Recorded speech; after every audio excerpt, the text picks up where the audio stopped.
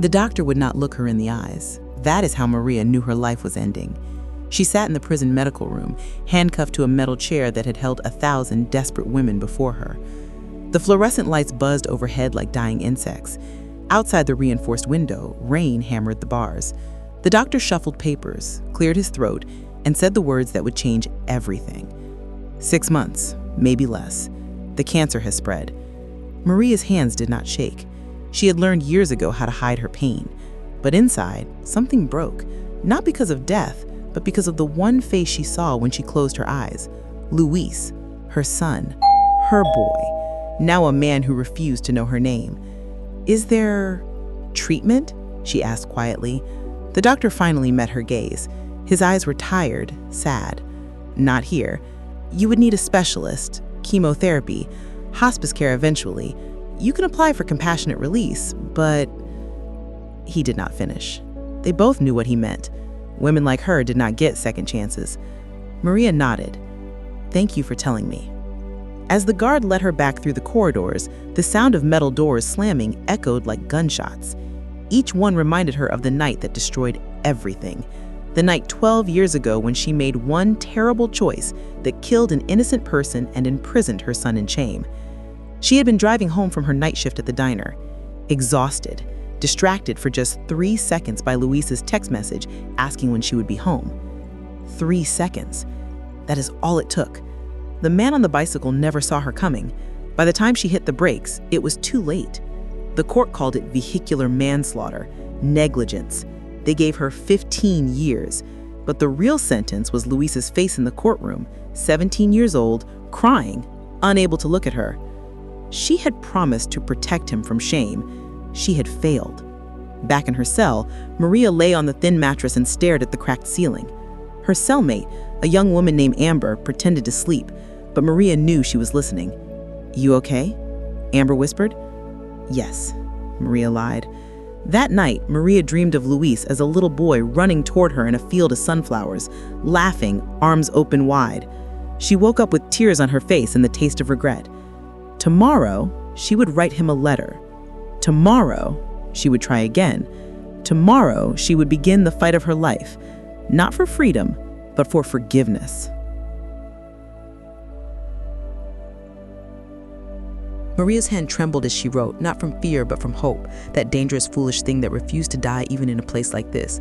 "Dear Luis, I know you have not answered my letters. I know you are angry. You have every right to be.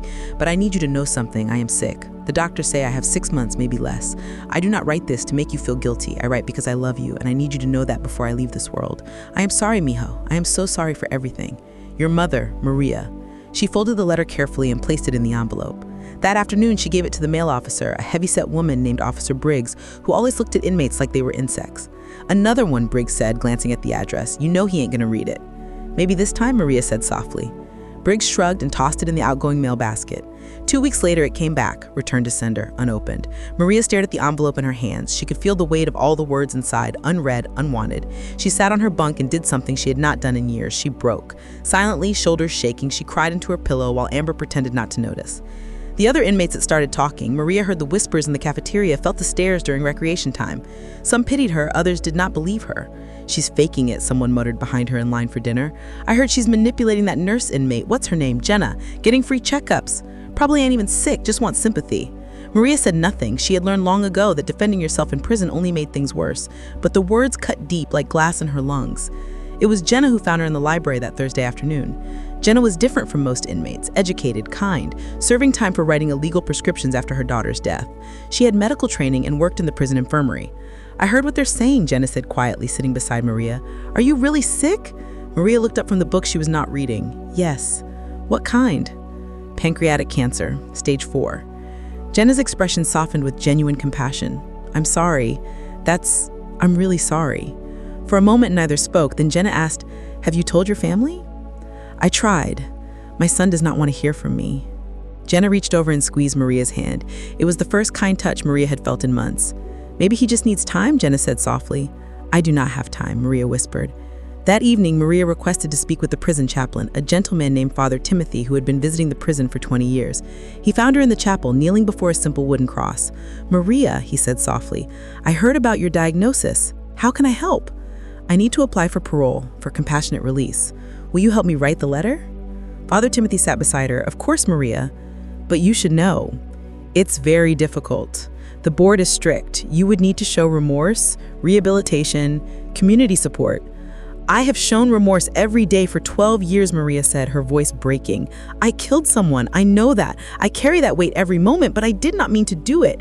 And now I just want to see my son before I die. I want him to know I am sorry. Is that too much to ask? Father Timothy had no answer. He simply bowed his head and prayed with her. The parole application went in 3 days later. Maria waited. Days turned into weeks. The cancer grew. She started losing weight, feeling tired all the time. Jenna checked on her when she could, bringing her extra food, making sure she took the pain medication the prison provided. But the rumors grew worse. Inmates accused Maria of using Jenna. Guards started watching them closely, suspecting manipulation. One morning, a guard pulled Jenna aside and questioned her. You getting too close to that inmate? I'm just helping someone who's sick, Jenna replied. Make sure that's all it is. That afternoon, Jenna found Maria in the yard. We need to be careful, she said. They're watching us. They think you're taking advantage of me. Maria felt sick. I never meant. I can stop. You don't have to help me. I'm not going to abandon you, Jenna said firmly, but we need to be smart. A week later, Maria got the news. Her parole request had been denied. The board said she had not shown sufficient remorse. They questioned her sincerity. They did not believe she understood the gravity of her crime. Maria sat in her cell that night staring at the wall. Amber tried to comfort her, but there were no words that could help. Outside, thunder rolled across the prison yard. Inside, Maria felt herself dying.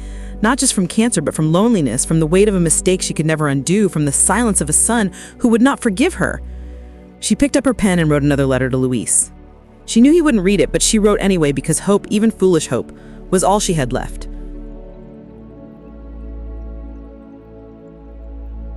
Prison has a way of turning kindness into currency.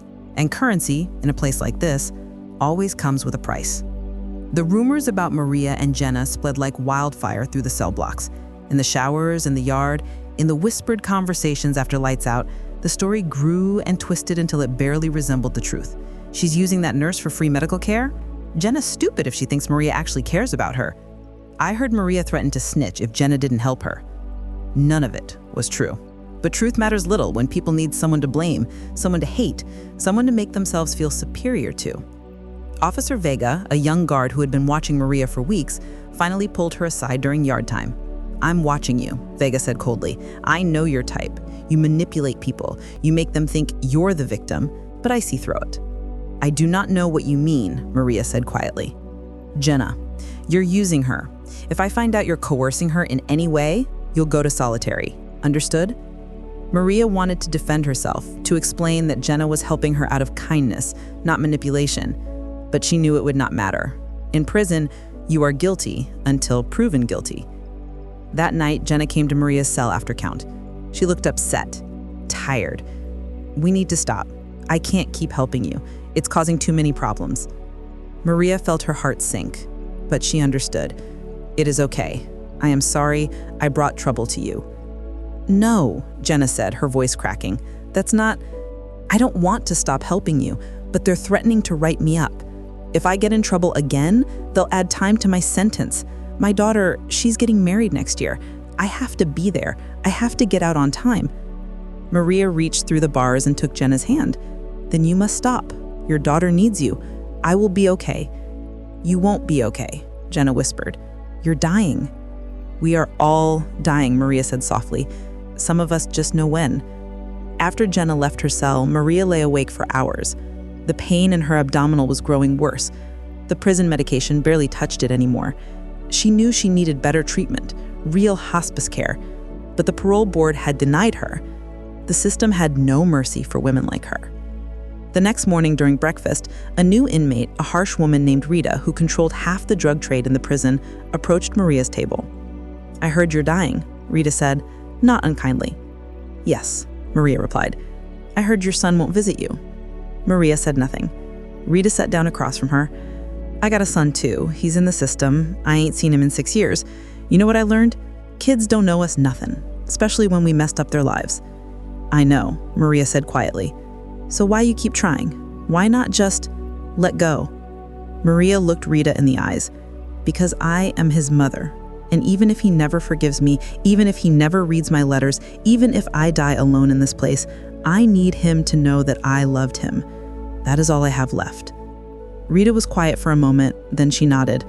"Respect," she said, and walked away. But the peace did not last. 2 days later, Maria was called to the warden's office. Warden Foster was a severe woman with steel gray hair and eyes that missed nothing. "Sit down," Foster said. Maria sat. "I'm going to be direct with you. We've had multiple complaints about your behavior. Staff members believe you're manipulating other inmates, specifically Jenna Marino. We take these accusations seriously." "I have not manipulated anyone," Maria said firmly. "Jenna's my friend. She has been kind to me. That is all. Friendship in prison is complicated. You're sick. You're desperate. People in your position do desperate things. I am not desperate, though it was a lie. I am dying. There is a difference." Foster leaned back in her chair. "Your parole was denied. You know that, correct?" "Yes." "Do you know why?" Maria met her gaze. "The board said I have not shown enough remorse." "That's right. They don't believe you understand the severity of what you did. You killed someone, a father of 3, and your application barely mentioned him. It was all about you, your pain, your son, your regrets." The words hit Maria like physical blows. I think about him every day, about his family, what I took from them, but the parole application asked about rehabilitation, about my plans if released. And you couldn't include remorse in those plans?" Maria felt tears burning her eyes, but she refused to cry. Not here, not in front of this woman who held her life in her hands. "I carry that man's death with me every single day. Every single day I wake up and remember what I did. I see his face. I imagine his children. I pray for them. I pray for forgiveness that I know I do not deserve. But I also have a son who will not speak to me, and I am dying, and I am terrified of leaving this world without telling him I am sorry. Is it wrong to want both? To grieve for the man I killed, and to long for reconciliation with my son?" Warden Foster's expression softened slightly. "No, it's not wrong. But the board doesn't see nuance. They see someone who hasn't fully accepted responsibility. Then what must I do?" Foster was quiet for a long moment. Then she said something that would haunt Maria for weeks to come. "Your last appeal hearing is in 3 weeks. If you want compassionate release, you need to give them what they want. Full admission of guilt, public acknowledgement of your crime, complete remorse, no excuses, no explanations, just surrender." After Maria left the warden's office, she walked through the prison yard in a daze. The sky was gray, threatening rain. Other inmates moved around her like ghosts. Surrender. That is what they wanted. Total surrender. But surrender to what? The truth? Or to a version of the truth that made them comfortable? That night, Maria asked herself a question that had no easy answer. What is worth more? Freedom to die in peace, or integrity in how you die? 3 weeks passed like 3 years. Each day, Maria felt weaker. The cancer was winning. Some mornings, she could barely get out of bed. The prison nurse, not Jenna anymore, they had made sure of that, gave her stronger pain medication, but it made her foggy, disconnected from the world. Amber tried to help, bringing her food, helping her to the bathroom when she was too weak to walk alone. Other inmates, even some who had whispered about her, showed small kindnesses now. It is easier to be kind to someone who is dying.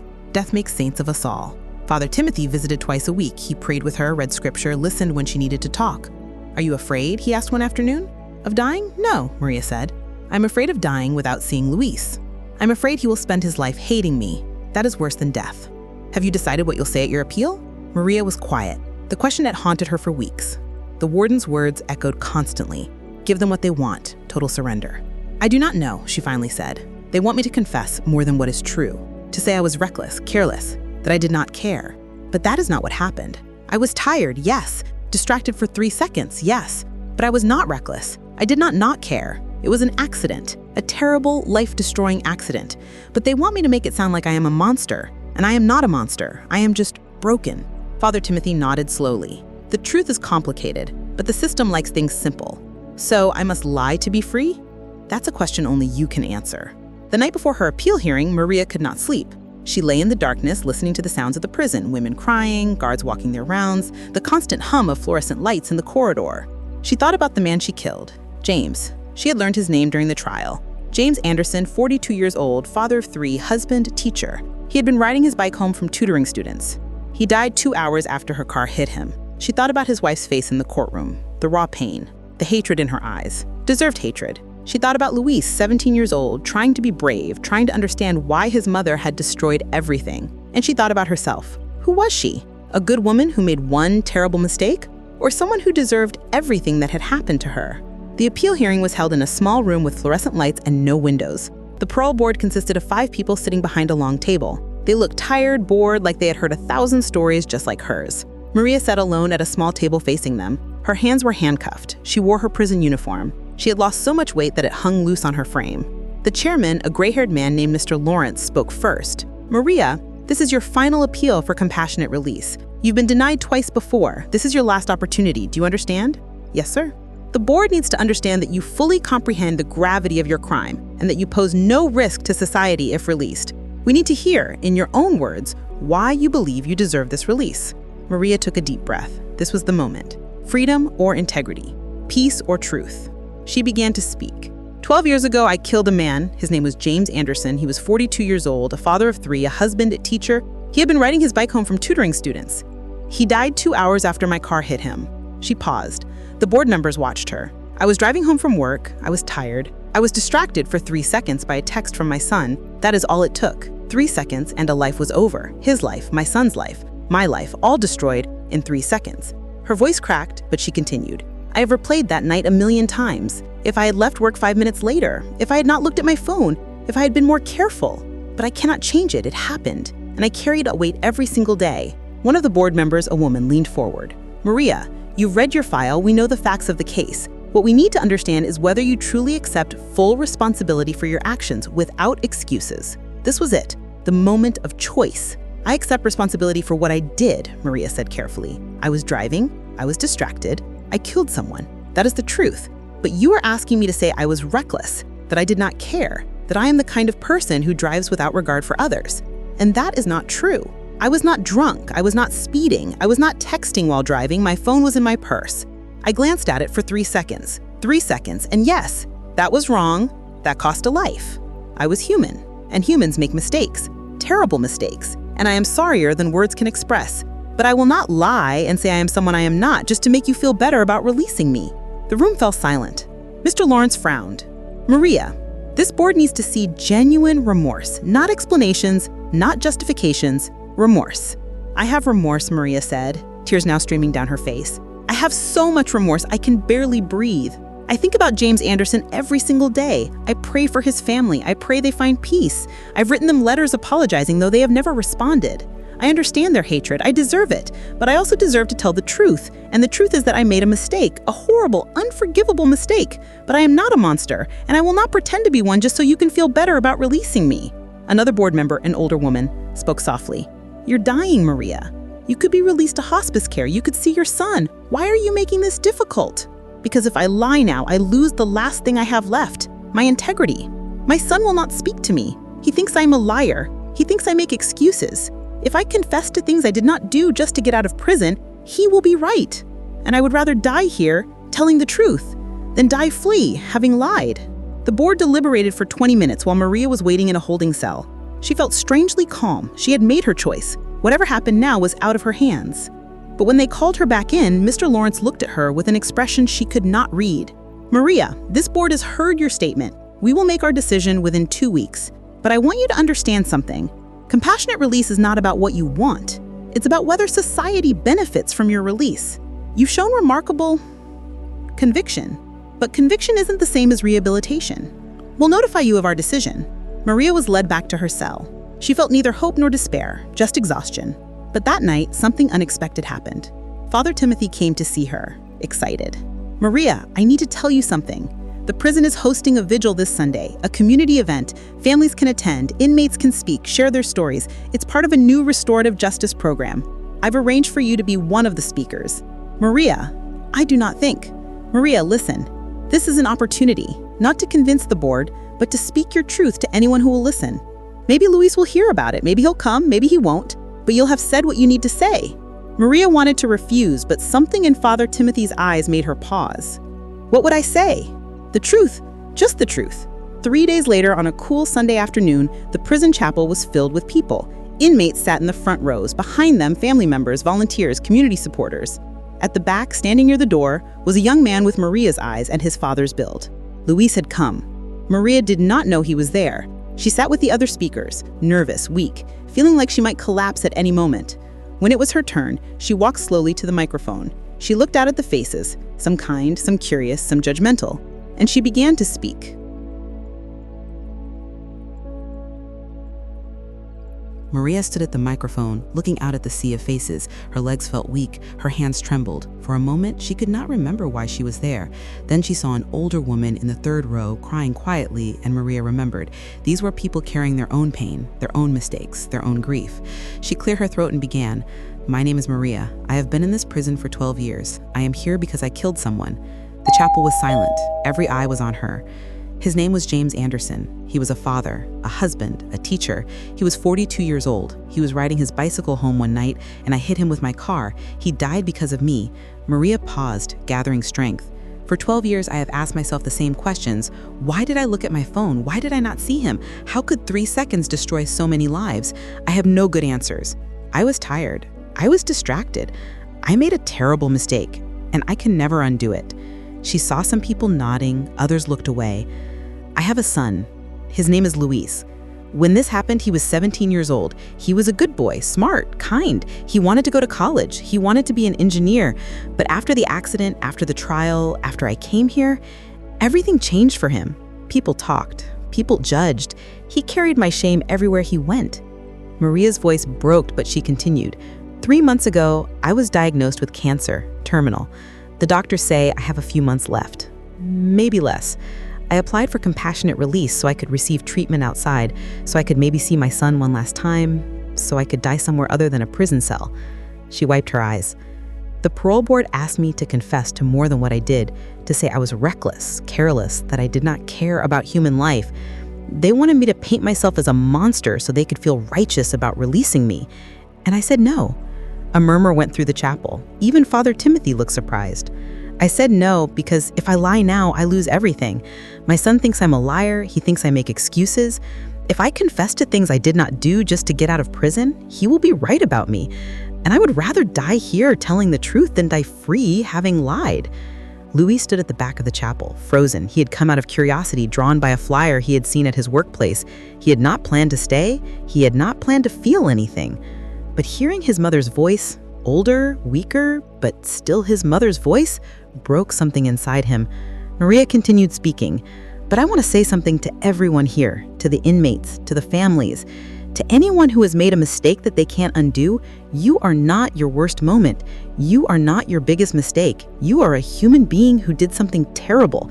And yes, you must face the consequences. Yes, you must carry that weight, but you do not have to lie about who you are to make others comfortable. She looked directly at the inmates in the front rows. Tell the truth, even when it costs you, especially when it costs you, because the truth is the only thing they cannot take from you. It is the last freedom we have. Maria stepped back from the microphone. The chapel was silent for a moment. Then, slowly, people began to clap. Some inmates stood, then more. Soon the entire chapel was standing, applauding a dying woman who had chosen integrity over freedom.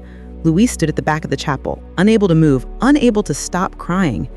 After the service, people gathered in small groups. Inmates hugged their families. Volunteers served refreshments. Father Timothy made his way through the crowd, greeting everyone. Luis stood outside the chapel, unsure what to do.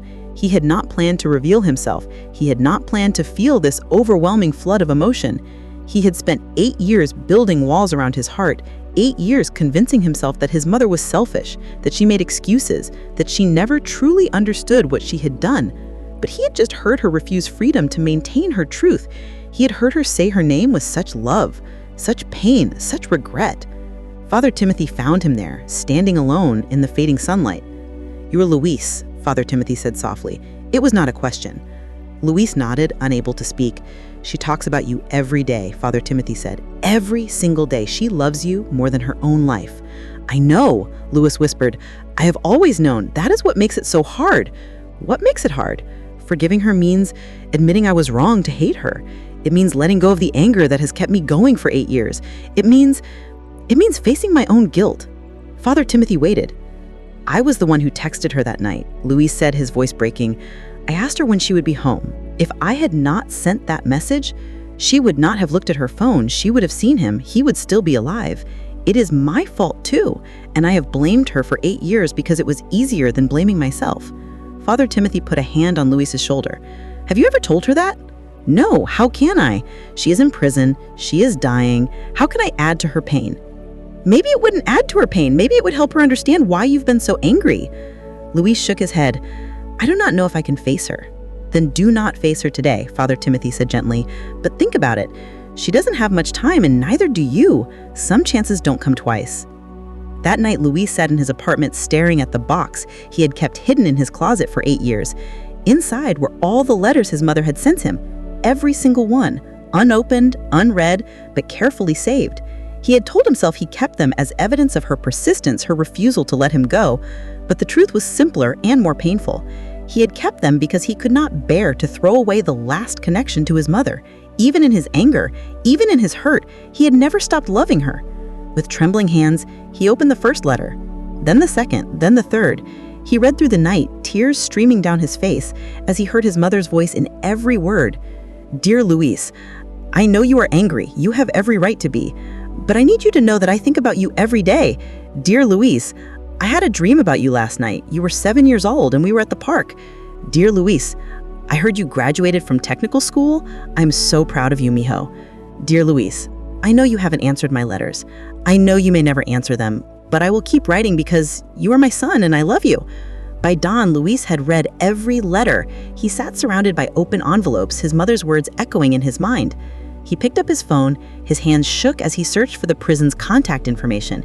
He had a decision to make, and unlike his mother, he did not have the luxury of time.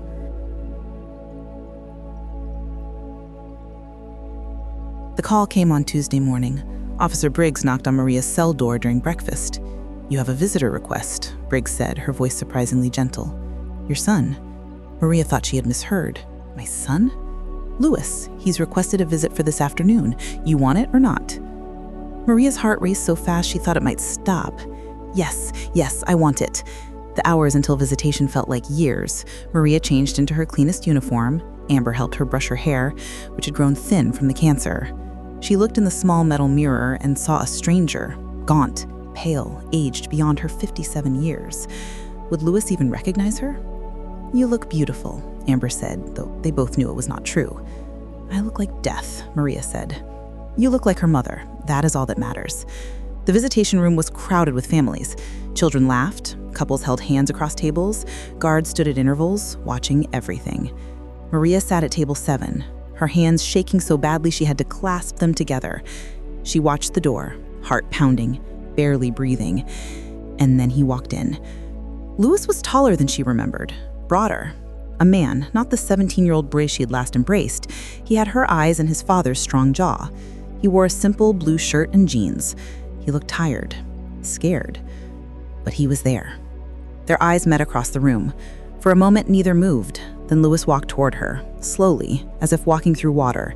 He sat down across from her. The small table between them felt like an ocean. Hi, Mom, he said quietly. Maria could not speak. Tears streamed down her face. She reached across the table and Louis took her hands. His hands were warm, strong, alive. She had not held her son's hands in 12 years. I am sorry, Maria whispered. I am so sorry, mijo. I know, Louis said, his own eyes wet. I read your letters, all of them, last night. I read every single one. You kept them? I kept them all. I told myself it was because I was angry, but really, I could not let you go. They sat in silence for a moment, just holding hands, trying to find words for feelings too big for language. I heard you speak at the vigil, Louis said. I was there, in the back. Maria's eyes widened. You were there? I did not plan to come. A flyer ended up on my desk at work. I do not even know how, but I saw it and I thought maybe I should see who you have become. I thought maybe it would help me let go of my anger. Did it? Yes, but not the way I expected. Louis took a shaky breath. Mom, I need to tell you something I should have told you 12 years ago. Maria waited, confused. That night, the accident, it was my fault too. No, Louis. Please, let me say this. Louis squeezed her hands. I was the one who texted you. I asked when you were coming home. If I had not sent that message, You would not have looked at your phone. You would have seen him. He would still be alive. I have blamed you for 12 years because it was easier than facing my own guilt. I have been angry at you because I could not be angry at myself." Maria stared at her son, seeing him clearly for the first time in years. She saw the weight he'd carried, the guilt that had poisoned him, the pain that had kept them apart. "Louis, listen to me," she said firmly. "You were 17 years old. You sent your mother a text message asking when she would be home. That is what children do. What happened after was my choice, my responsibility. I chose to glance at the phone. I was the adult. I was the driver. You were a child who wanted his mother home. You did nothing wrong.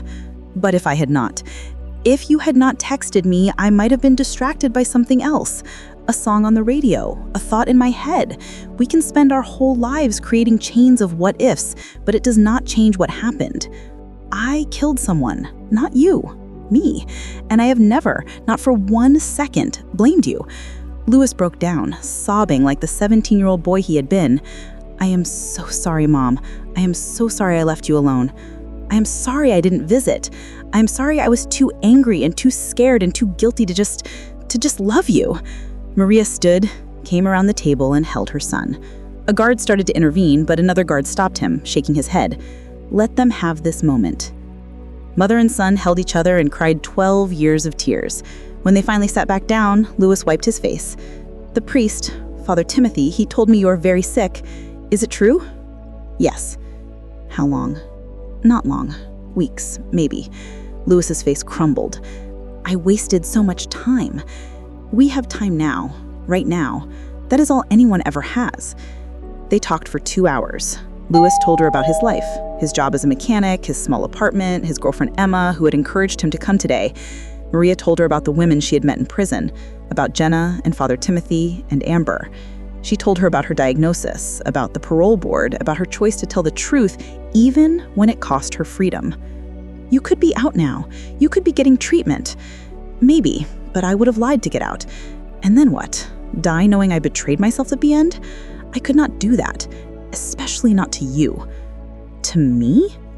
You thought I was a liar, someone who made excuses. I needed you to know that I am not. Even if I never saw you again, I needed the truth to exist somewhere in the world." Louis smiled through his tears. "I know now. I know who you are." Before he left, Louis held his mother's hands one more time. "I will come back, tomorrow, and the next day, and every day until, Maria finished softly. "Thank you, mijo. Thank you for coming back." That night, Maria lay in her cell, replaying every moment of the visit. Louis's face, his hands, his voice, his forgiveness. She had spent 12 years in prison. She was dying of cancer. She had lost everything. But in that moment, she felt more free than she had in years. 2 days later, she received news from the parole board. They had granted her compassionate release. Apparently, Father Timothy had submitted a recording of her vigil speech to them. Several board members had been moved by it. Combined with Louis's sudden appearance and his willingness to care for her, they had approved her release to hospice care. Maria would die free, but more importantly, she would die forgiven.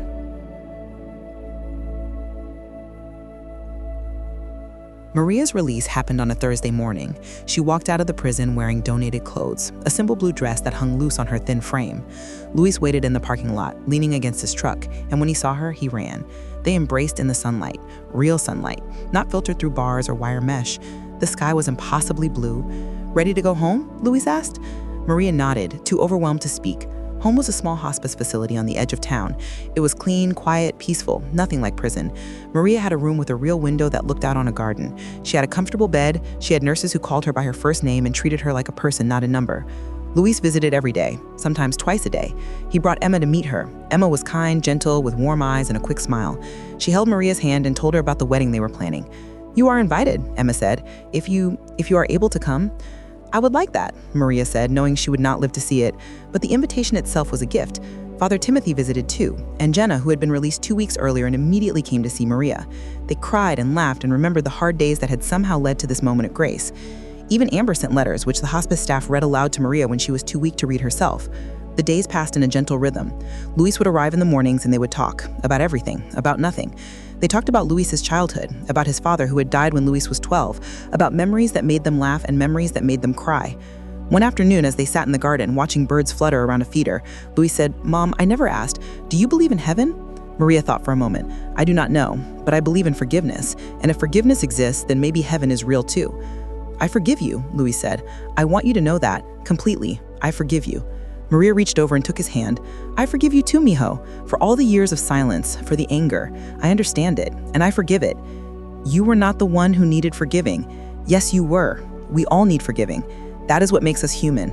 As the weeks passed, Maria grew weaker. The pain increased. The medication made her sleepy, but she was not afraid. She had made her peace.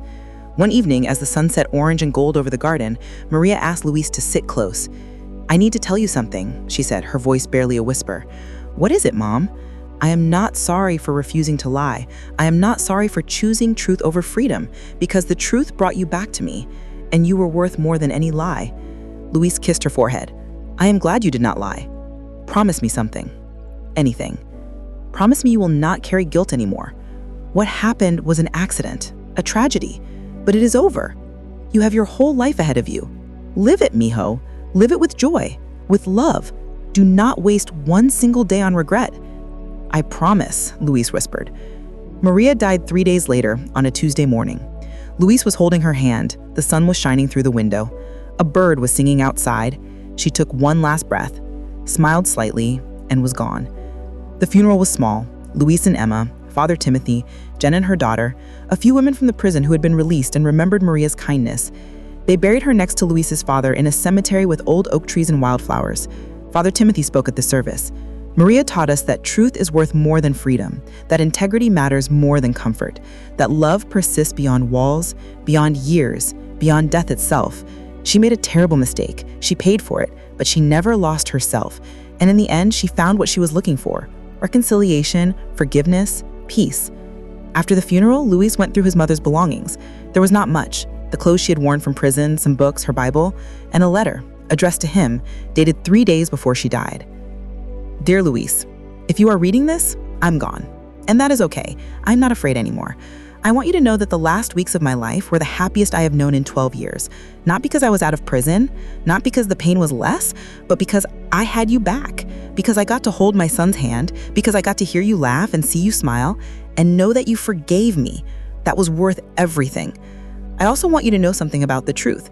They wanted me to lie to get out early. They wanted me to say I was someone I was not. And for a long time, I considered it.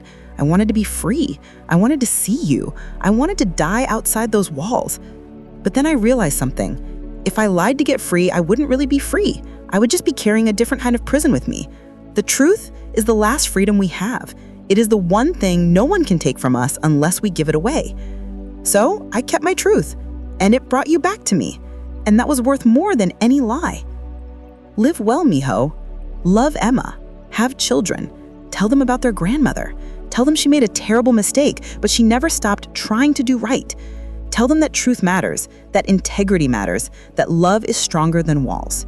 Tell them I loved you until my very last breath.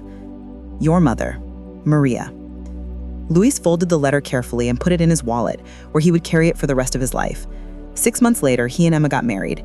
At the reception, Luis stood to make a toast. He talked about his mother, about the accident, about the years of silence, about forgiveness. He cried. Everyone cried, but they were good tears, healing tears. 1 year after Maria's death, Father Timothy started a new program at the prison. It was called Truth Beyond Walls. Inmates could share their stories, speak their truth, connect with their families through honesty rather than manipulation. The program grew. Other prisons adopted it. Lives changed. Families reconciled. And in every session, Father Timothy told Maria's story, the woman who chose truth over freedom, who refused to lie even when lying would have saved her life, who taught everyone who knew her that integrity is the foundation of redemption. Maria's legacy lived on, not in monuments or fame, but in changed hearts, in broken relationships restored, in people who learn that the truth, no matter how painful, is always better than a comfortable lie. Luis kept his promise. He lived with joy, with love, with purpose. And when his own children asked about their grandmother, he told them the truth, all of it, the good and the bad, the mistake and the redemption. He told them that Maria was not perfect, but she was real. And in a world full of lies and pretense and people trying to be someone they are not, being real is the bravest thing you can be. Years later, Luis would visit his mother's grave on her birthday. He would sit beneath the oak tree and talk to her about his life, about his children, about the world, and he would always end the same way. "You were right, Mom. The truth set us both free. Thank you for loving me enough to never lie. Thank you for being brave enough to be real. I love you, I forgive you, and I am living the life you wanted for me."